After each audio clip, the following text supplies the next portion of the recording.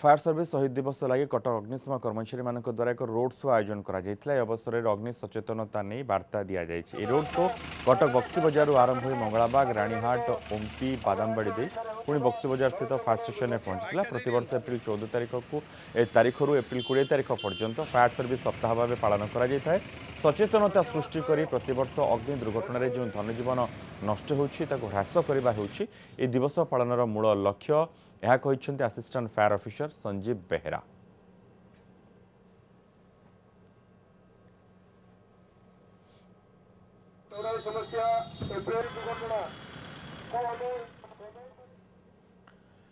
ओडिशा अग्निशम जरूरीकालीन सेवा पक्षर भुवनेश्वर फायर स्टेशन परिसर में पालित होईछि 80तम अग्निशम सप्ताह और शहीद दिवस। उत्सव में मुख्य अतिथि भाव अग्निशम डीजी सुधांशु षडंगी जोगदे अभिवादन ग्रहण करते। अग्निशम कर्मचारी पक्षर परेड प्रदर्शन करा एवं गत एक वर्ष मध्य राज्य में घटी विभिन्न दुर्घटन साहसिकता काम देखाई अग्निशम कर्मचारी को ए अवसर में पुरस्कृत कर अग्निशम कर्मचारी मान द्वारा नुआ नुआ ज्ञान कौशल व्यवहार करी केमिति निया को आयत्त करा जाई परिबो तार डेमो देखा जाइतिला।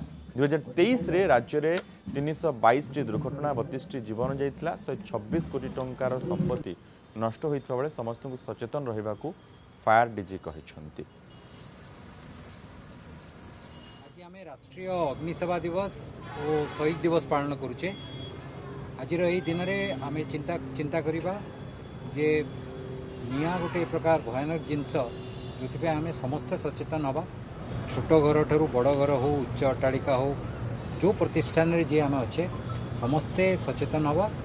जोठी आपणकर दरकार परामर्श आमर जानवा चाहूँगी जे कौन कले आपण सुरक्षित रे आपण आमर वेब पोर्टल माध्यम आवेदन करें बा स्थानीय जो अग्निशम केन्द्र अच्छी दमकल केन्द्र अच्छी से गले से आपण प्रतिष्ठान को परिदर्शन करेंगे और आपन को परामर्श देवे।